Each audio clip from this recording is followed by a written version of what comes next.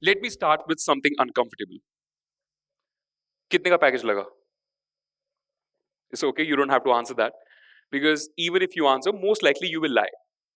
And that's not me. That's from a book called A Billion Wicked Thoughts.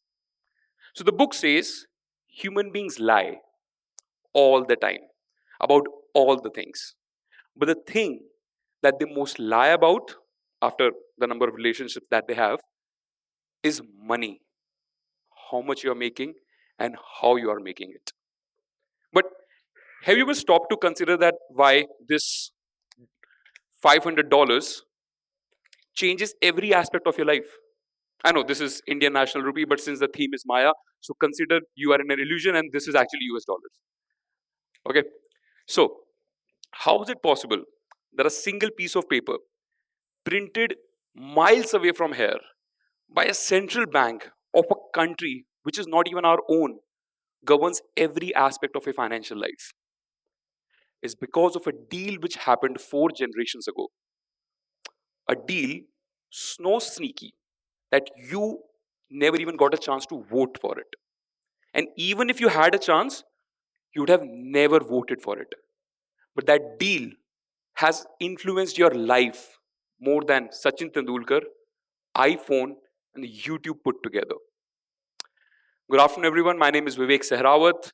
Today, by the end of this TED Talk, I hope to tell you what will be the future global reserve currency at the end of 21st century. Now, coming back to that deal I spoke about. That deal was US President signing up with the OPEC cartel that please sell your oil only in US dollars. And the dollars you earn so far will be recycled back into the US economy in form of treasury bonds, securities, debt instruments, something in the financial markets. And in return, America will give these oil dictatorships cool toys to play with. You know, the F-35, Javelin, everything from the industrial military complex. So that those oil dictatorships never become oil democracies. And that's it. This one simple deal has made sure that everything around you has been somehow paid for in US dollars. Because crude oil is in every supply chain. Be it this mic I'm speaking on, the stage I'm standing, or the seats you are sitting on, everything has some aspect of crude oil in it. And all of this has been somehow invoiced in US dollars. So, no matter how much you hate America or you love America, the thing is, you have to purchase in American currency. And that's the system they built. Because of this, the US dollar became excessively important and immensely strong. What happens next? US imports skyrocket. Because the dollar is strong, they can import cheap. If they can import cheap, they consume more. If they consume more, they can easily take on more debt. And that became the economy after 1973. You see, in this economy, everything was centered around America, whether you liked it or not. And it, went around good for a while.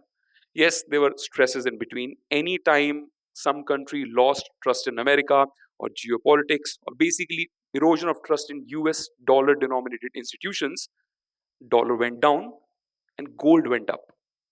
Be it this 1973 oil embargo, Iranian Revolution 1979, 9/11, closer home pandemic, COVID, anytime something risky happened, dollar went down and gold went up. And that started telling people that dollar has a replacement. You don't have to always deal in it. But there was no alternate because, crude oil was always being invoiced in dollar. Secondly, what US started doing was not just asking OPEC to sell in dollar, but it also started weaponizing dollar. Because you see, dollar was not just a piece of paper by which everything was purchased. It was the whole plumbing through which the economy flowed. Because they didn't just build petrodollars, they also built the financial systems via which invoicing happened. Your SWIFT transfer payment system. Biggest banks in the world are American banks. So anytime any country fell out of line, America could just seize their assets. Latest example, 2022. The Russia-Ukraine war happens, Russian economy is okay, but in a span of 2 weeks, more than $300 billion worth of Russian assets are frozen. And that becomes a trigger point. We have to escape dollar. So the signs are all around you. Of course, you must be thinking, by sona le lena chahiye tha. Gold purchases have gone up. In fact, so much that central banks all across the world are buying gold in thousands of tons for repeated years. And not just central banks, ETFs are buying gold. For all the investors sitting here, I'm sure aapne bhi sona kharida hoga. As a result, what has happened, in 2000, the global reserve currency was 70% dollar. Today, it has just come down to 55% dollar. That deal we spoke about with OPEC, that is also blundering. Because while Russia has a massive Russian rupee and ruble exchange agreement with India, Saudi is also exploring accepting denominations of currency other than dollar for their oil. And of course, then there's the BRIC currency floating around, then there is gold. So, it appears the end of dollar is near, right? All the statistical probabilities are there. There is immense push factor away from dollar. So, dollar to khatam ho jayega na? Exactly not. Because while there is a very strong push factor away from dollar, there is no pull factor. Like, what do you replace dollar with? Everybody thinks that gold can be one. True, gold is neutral. It cannot be printed more, which is precisely why it gives it value. But the problem with gold is it cannot be scaled. Currently, there is approximately $140 trillion worth of currency going around in the world. Gold in the world is not worth $140 trillion. So you cannot scale gold. Chalo.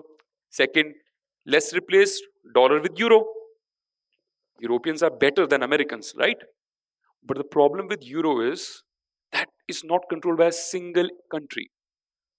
Germany and France can be doing very well and yet still be subsidizing Portugal, Italy, Greece. Okay, let's not do euro. How about Chinese?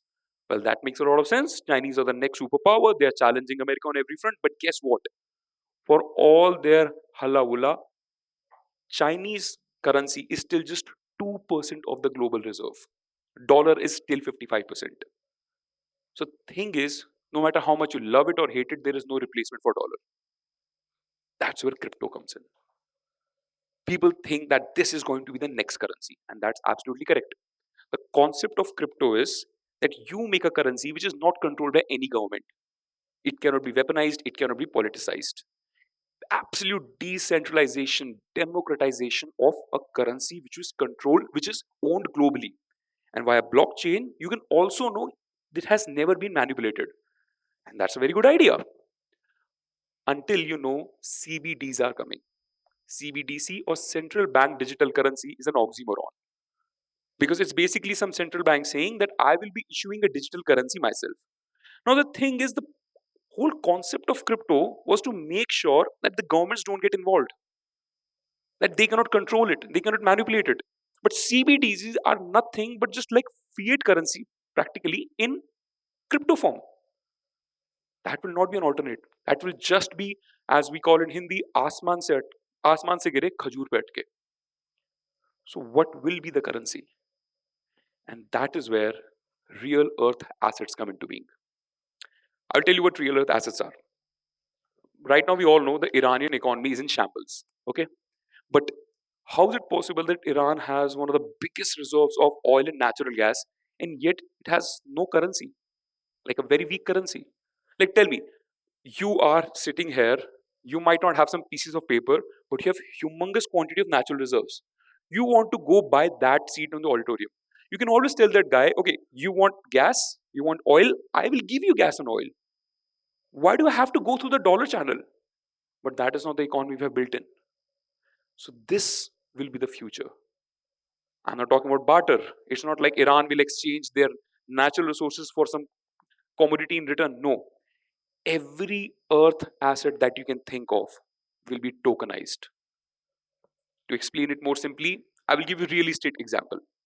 All of you must be having some home rented or You must have purchased it. Let's say the worth of your home is 5 crore rupees. Okay. You need 1 crore of liquidity. There is only two ways you can make money from that home. Either you sell it off, complete ownership gone, and 5 crores in pocket. Or second option is you rent it out. Let's say you get a rent of 1 lakh rupees per month. But in either of these two scenarios, there is no way you are able to generate 1 crore of instant income. This is where REITs come in, Real Estate Investment Trust, something which even our Finance Minister Nirmala Sitharaman spoke about in this year's budget. What will REITs do in a very layman term? It will break down a real estate asset into smaller units. Let's say that 5 crore worth of home was broken down into layman term 1 crore REITs, each having valuation of rupees 5. So while you cannot really afford a home worth 5 crores, but let's say you have 5 rupees. In 5 rupees, you can become 1 by 1 crore owner of that home.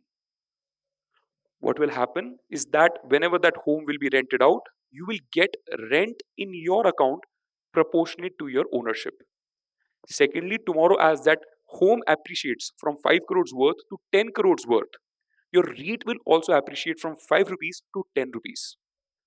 On the seller side, let's say I have that 5 crore home. I took out REITs but only sold 10% of it. Just 50 lakh rupees of REITs. Remaining 90% I retained with myself. So it solved problems on both ends. I, having just 5 rupees in my pocket, became a partial owner of the home, and the seller also retained 90% ownership while generating some liquidity from a practically dead asset. That in token form will be tokenization of assets. This will not just happen via real estate, but in every currency, commodity you can think of, crude oil, petroleum, natural gas. So in future, just winding it up, you will not be owning anything except tokens of everything. Thank you, ladies and gentlemen. That's my time. Very good audience.